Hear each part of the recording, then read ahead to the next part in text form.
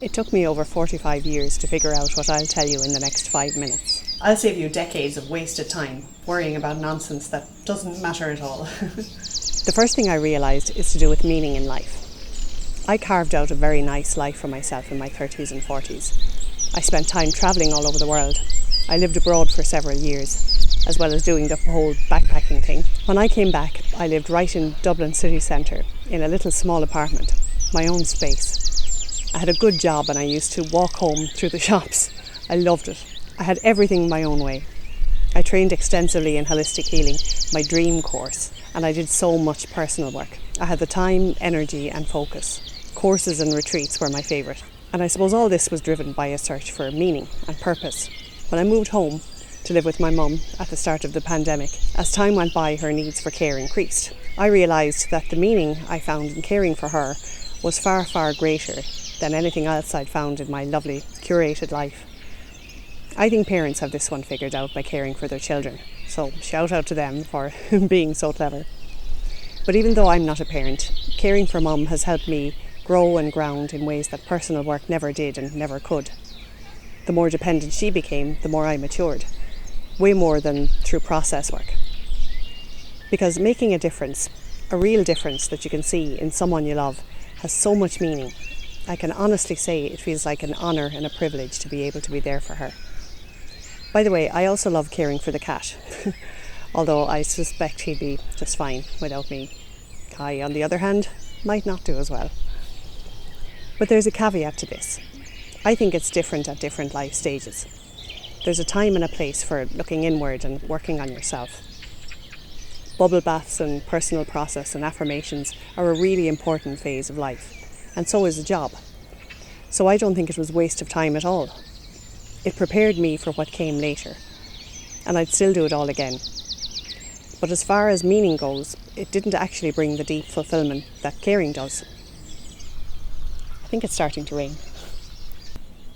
The second thing I figured out is about boundaries. Helping others is healing.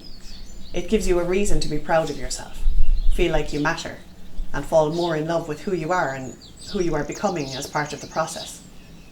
This brings so much contentment, but I resisted that level of responsibility. I think I feared I'd get consumed. And, I was probably right, because I had to clean up some boundaries along the way. When you say yes to something, you're saying no to something else. So you have to be careful with your choices. I realised there's a difference between being in service and being a servant. We're wired for connection and contribution. It feels important to be part of something bigger. But helping others only works with boundaries. It's the only way. Otherwise you'll feel like a doormat and build up resentment. And if you're feeling resentment, that's a flashing sign that you need to clean some stuff up. You've plenty care to give after caring for yourself first. Or, as I do a lot, caring for myself at the same time, so that it's not a case of me or them. In fact, I heard someone say it's a responsibility to take care of yourself as well as others, rather than an indulgence. And speaking of responsibility, I realised everything, not just charity, begins at home, in you and how you are with the things you do most. Doing all the stuff that's supposed to be done, at home, in work, is more than a full-time job. My theory is that if more people focused on what's our responsibility, the world would be a happier and more peaceful place. Because succeeding in doing that leaves little time or energy for judging or blaming others.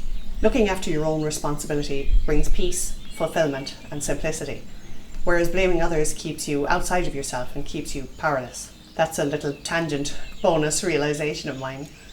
And the third realisation is about purpose.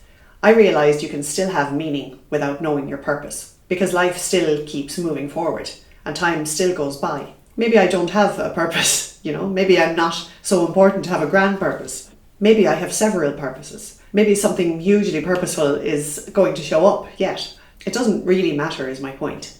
Life still goes on. Live and give as best you can. You'll find meaning along the way, and maybe your purpose will reveal itself as you see each next step.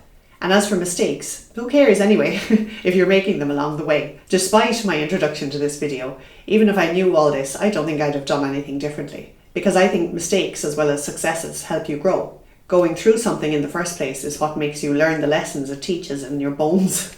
Nothing beats experience. How am I doing for time? I was trying to have a catchy title and wanted to finish this in 5 minutes.